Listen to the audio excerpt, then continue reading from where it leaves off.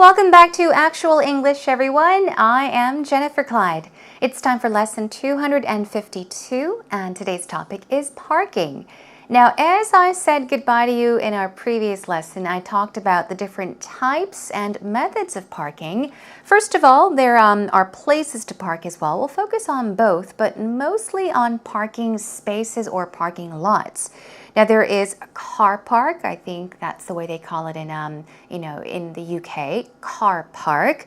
Whereas a lot of Americans would call a car park a parking lot. What about a parking garage? Okay, a parking garage, usually they tend to be smaller.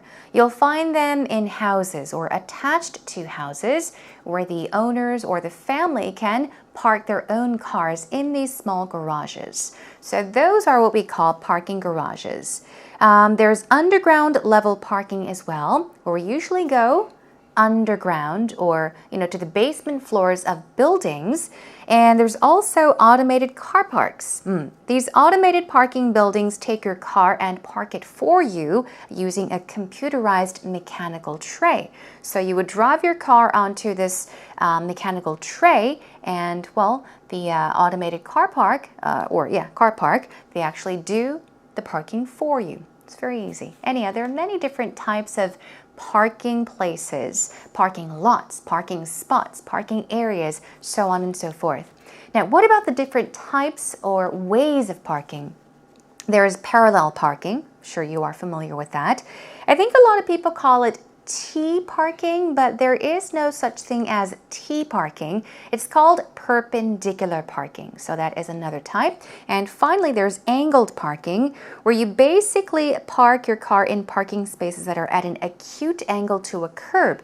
So you would drive in forward and reverse out. Okay, backwards. Enough about that. Let's begin with today's actual talk.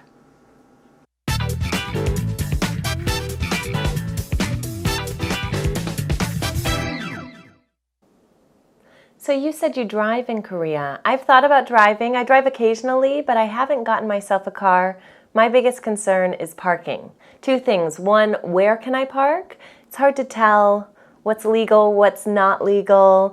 I see people parking in places that are not legal parking spots, but they don't seem concerned. But other times people are freaking out about getting a ticket.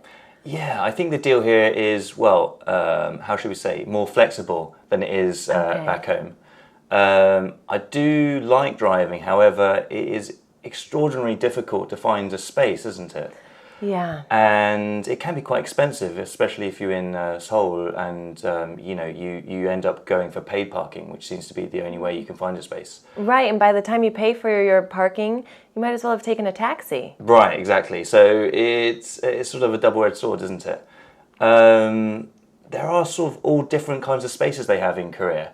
I have noticed some pictures when I went to the supermarket last time.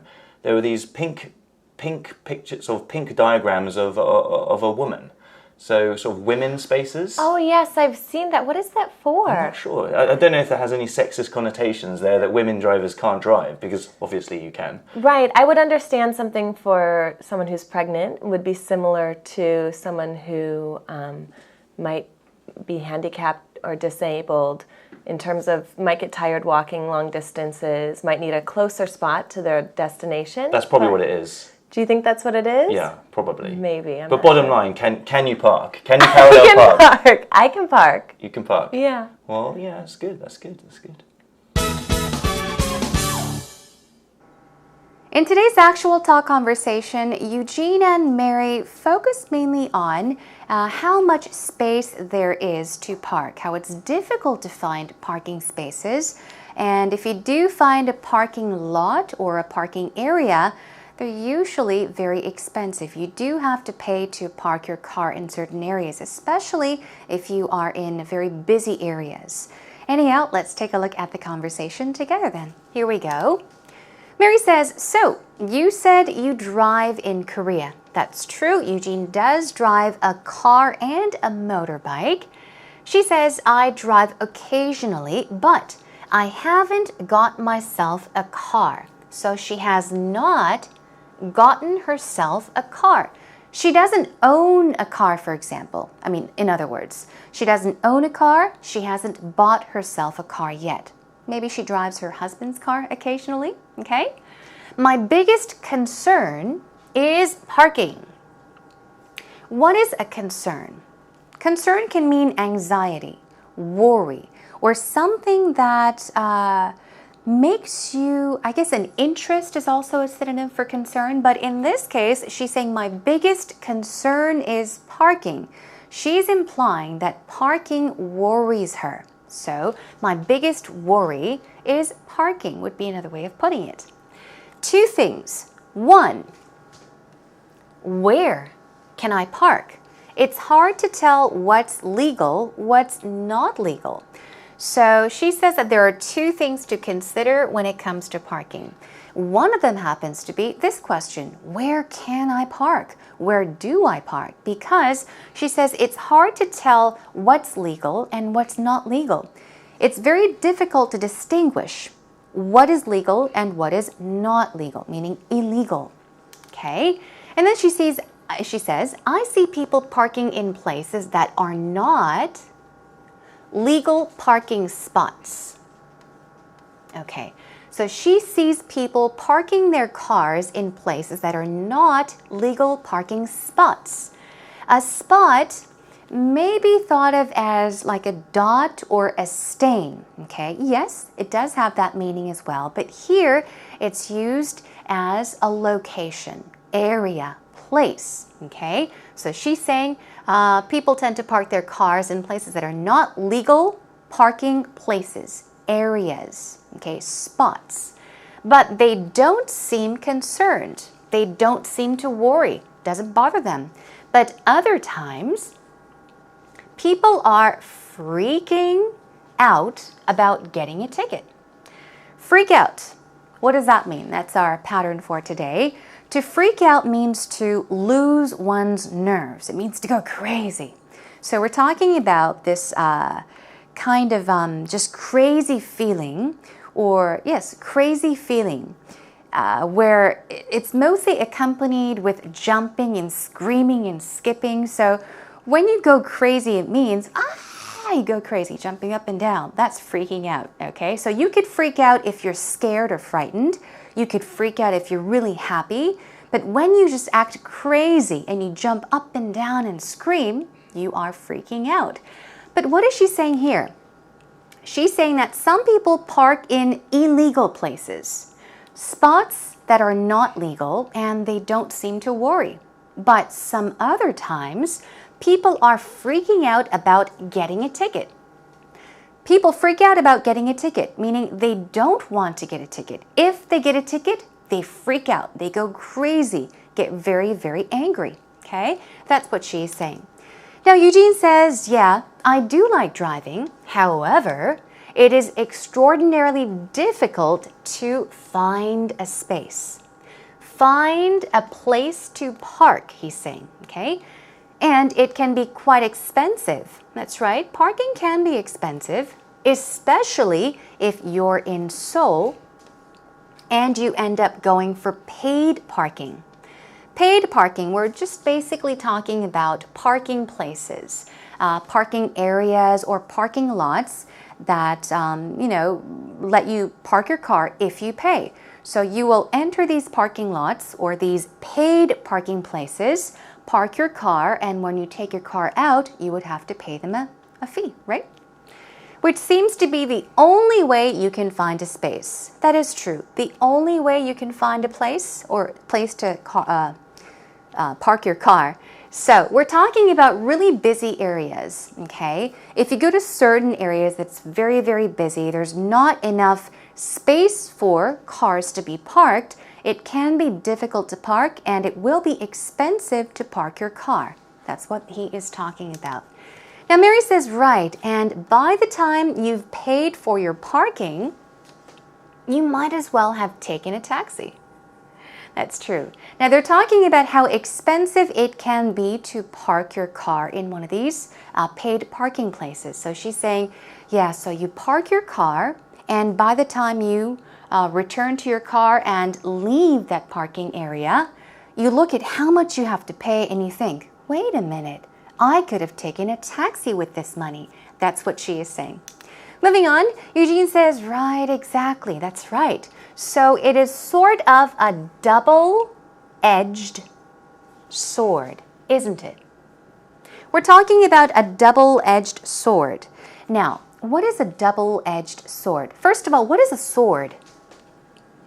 The pronunciation for that is sword. It's not sword. S-W-O-R-D, but the W is not pronounced. So it sounds like S-O-R-D, sword, sword. Swords are these big knives. Knights carry them, big knives, right? Swords in Gladiator, for example. Anyhow, a double-edged sword is a sword. Think of a big knife with two pointed ends. So, when you say that something is a double-edged sword, you're saying that it has both good and a bad consequence. It has a good point and a bad point at the same time, okay? So, there are all different kinds of spaces in Korea, he says. I think when I went to the supermarket last time, there were these pink diagrams of a woman. So, women's spaces, he asks. So, what is a diagram? A diagram is like a chart, an outline, maybe a picture, or even a drawing. Basically, that usually describes what the purpose of something is. So think of a diagram as just a little drawing or a picture of something that tells you what that thing is meant for example. So he's saying there were these pink diagrams on the ground of a woman. So yes, that is true. That area or that space is for women to park their cars. Men cannot park their cars there. Okay, that's what he's talking about. And Mary says, oh yes, I've seen that. What is that for? Here we go. Eugene says, I'm not sure. He's not exactly sure what they are for. He says, I don't know if that has any sexist connotations. That women drivers can't drive. Because obviously you can, he says. So sexist basically is one word we're going to take a look at, and connotation is another one. Let's take a look at this one first. Sexist. Okay. Basically, I'll give you some examples. When people consider, who's better or who's not as good because or due to or depending on their gender, you're being sexist. So of course, somebody may say, oh, since you're a girl, you must like pink. That is kind of sexist, but it's not a big problem. But let's say, for example, if there is a guy and a girl that works at the same company, they have the same position, same job, and they do their job well. But the boss asks the female to get him some coffee. Why? Because she is a female. Now, the boss is being sexist in that case, okay?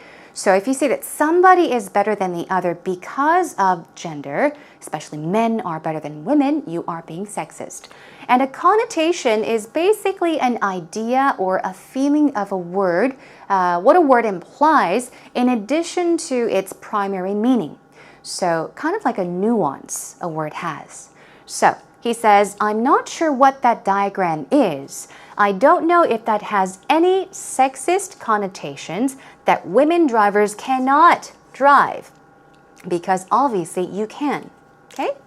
Now Mary says, right, I would understand something for someone who is pregnant. I have seen certain buildings that do have separate parking, parking areas or places for pregnant women to park their cars, just like some buildings have, or most buildings have, areas for the handicapped, right? So she says it would be similar to someone who might be handicapped or disabled. That's right. So she's talking about how there are separate parking areas for pregnant women, for the handicapped or disabled. Eugene says that's probably what it is. But, bottom line, can you park? He asks. Can you parallel park? Now, bottom line, when you say the bottom line is blah, blah, blah, you're talking about the end result. The point is, bottom line is, same thing. So we talk about this and that, and then he gets back on track and he says, anyway, back to the point. The point is, bottom line is, can you park? Can you parallel park? And of course, Mary says, I can park. Of course, she does know how to park. It's just that she does not have a car. So the point is, yes, I can park my car. And she knows how to parallel park as well. As I mentioned, there are different ways to park depending on the kind of parking lot you drive into. You may have to park perpendicularly, parallel, or even, what was it? Perpendicular. There was parallel and one more type. Somehow I just can't remember right now. Anyhow, let's take a look at the conversation one more time. So you said you drive in Korea. I've thought about driving. I drive occasionally, but I haven't gotten myself a car. My biggest concern is parking. Two things. One, where can I park? It's hard to tell what's legal, what's not legal. I see people parking in places that are not legal parking spots, but they don't seem concerned. But other times people are freaking out about getting a ticket. Yeah, I think the deal here is, well, how should we say, more flexible than it is back home. I do like driving, however, it is extraordinarily difficult to find a space, isn't it? Yeah. And it can be quite expensive, especially if you're in Seoul and you end up going for paid parking, which seems to be the only way you can find a space. Right, and by the time you pay for your parking, you might as well have taken a taxi. Right, exactly. So it's sort of a double-edged sword, isn't it? There are sort of all different kinds of spaces they have in Korea. I have noticed some pictures when I went to the supermarket last time. There were these pink pictures, sort of pink diagrams of a woman. So sort of women's spaces. Oh yes, I've seen that. What is that for? I'm not sure. I don't know if that has any sexist connotations there, that women drivers can't drive, because obviously you can. Right. I would understand something for someone who's pregnant would be similar to someone who might be handicapped or disabled in terms of might get tired walking long distances, might need a closer spot to their destination. That's probably what it is. Do you think that's what it is? Yeah, probably. Maybe. But bottom line, can you park? Can you parallel park? I can park. You can park? Yeah. Well, yeah, that's good. That's good. Okay, that was angled parking. I remembered I had to peek at my script. So there's angle parking, there's parallel parking, and perpendicular parking, not T parking, okay? All right, now it's time for actual expressions, everyone. Let's take you into it then. Here we have concern. Concern. You can be concerned about something, or something can be a concern. So it's in the noun form. It means interest, anxiety, attention, or worry. In today's actual talk conversation, it meant anxiety or even worry. Okay, parking was Mary's concern. What about spot? We're not talking about dots or stains. We're talking about areas, locations, and places. So spot, think of location, area, or even parking spaces or places. You can all call them spots. Hey, I found a parking spot, which means, hey, I found a parking, place for one car, okay? Spot. Moving on to diagram. Diagram. Means drawing a big picture of something, even a chart. Sometimes can even be a design, okay? We were talking about how there are, I guess, symbols of women painted or drawn, or diagrams of women drawn on the ground of parking spots, right? Indicating that that area or space is only for women drivers.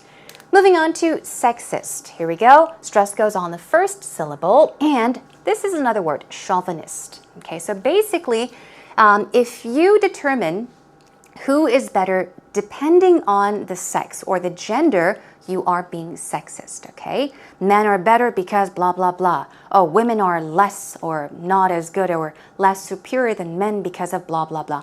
You're all being sexist. And finally, connotation. Okay, let's take a look at the pronunciation.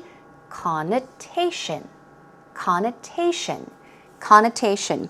Basically, it's an idea or feeling that a word invokes in addition to its primary meaning. So some synonyms are undertone, implication, or even nuance.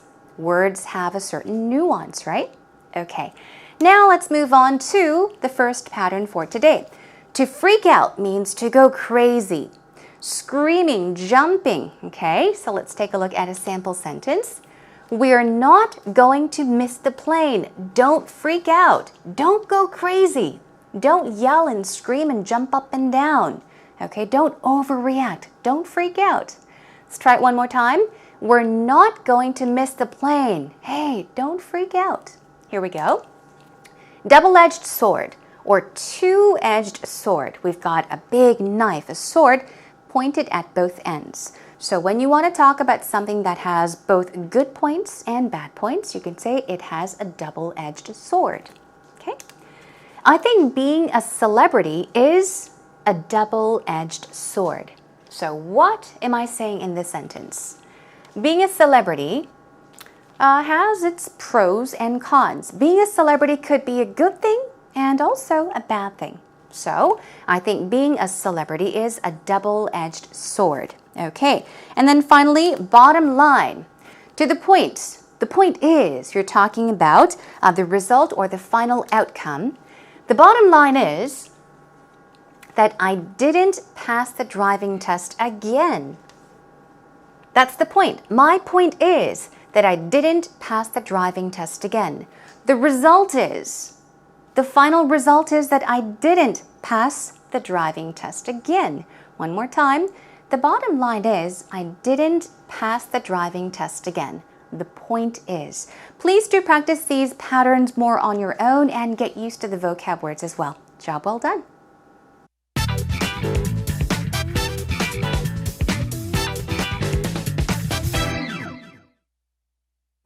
So I've lived in Seoul since 2006, but I've never actually wanted to buy a car. Even though I like driving, I don't like having to find a parking spot. If I lived in the countryside, that might not be a problem, but in Seoul, parking is a challenge, is a constant challenge. I heard one time in the city, in the southern part of the city, in Gangnam, they were saying that there's so much traffic. How can we eliminate the traffic? And then somebody had the bright idea, why don't we get rid of all the parking garages? And that way nobody will be able to park. And that way they won't drive, they'll take public transportation. And that way there will be less traffic in Gangnam. Except for it had the exact reverse effect. It made more traffic in Gangnam because people were all waiting around, looking for parking spaces. And it's just a nightmare in Seoul. I think especially if you have a large car, there's no way you could possibly find a parking spot anywhere you're going.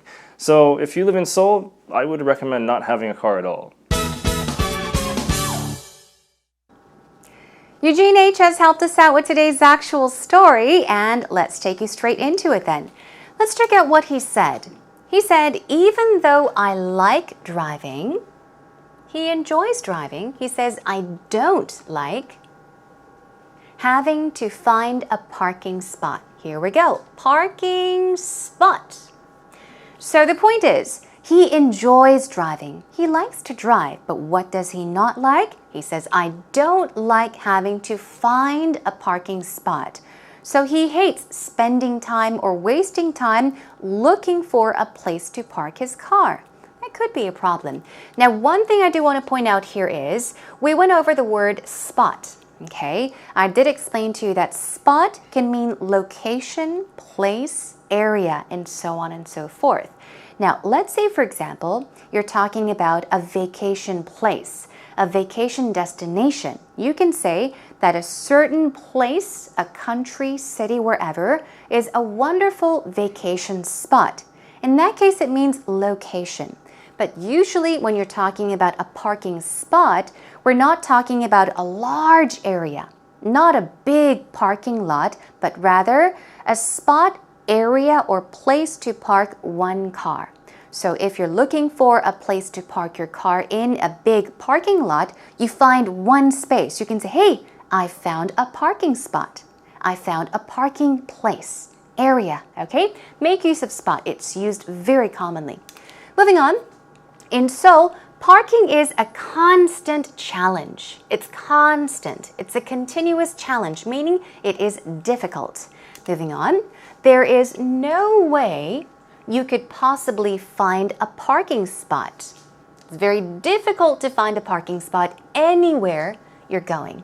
So he's saying it's almost impossible to find a place to park your car in Seoul. And finally, so if you live in Seoul, I would recommend not having a car at all. Just like Eugene H. He said he enjoys driving, but he chooses not to buy a car because parking can be a problem. All right, job well done. Let's take a listen one more time. So I've lived in Seoul since 2006, but I've never actually wanted to buy a car, even though I like driving. I don't like having to find a parking spot. If I lived in the countryside, that might not be a problem, but in Seoul, parking is a challenge, is a constant challenge. I heard one time in the southern part of the city, in Gangnam, they were saying that there's so much traffic. How can we eliminate the traffic? And then somebody had the bright idea, why don't we get rid of all the parking garages? And that way nobody will be able to park. And that way they won't drive, they'll take public transportation. And that way there will be less traffic in Gangnam. Except for it had the exact reverse effect. It made more traffic in Gangnam because people were all waiting around looking for parking spaces. And it's just a nightmare in Seoul. I think especially if you have a large car, there's no way you could possibly find a parking spot anywhere you're going. So if you live in Seoul, I would recommend not having a car at all.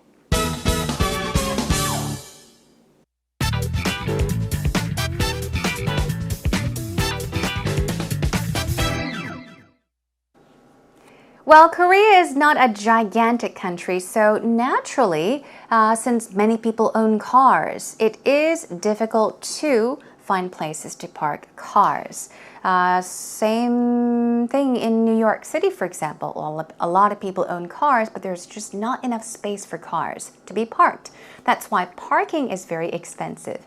Anyway, I hope you learned a lot and had a lot of fun with me as we talked about parking. Next time we'll talk about another car-related topic. We'll talk about drunk driving, also called DUI, driving under the influence. Okay, we'll talk about that next time. In the meantime, come to our homepage, everyone. Come on over to www.ebse.co.kr. You know what to look for. That's right, Actual English with Jennifer. Post up your comments, questions, anything you want to share on our message board. I would love to hear from every one of you. Okay, that is a wrap for today's lesson. I'll catch you again next time. Until then, take care of yourselves and, well, see you again soon. Bye for now.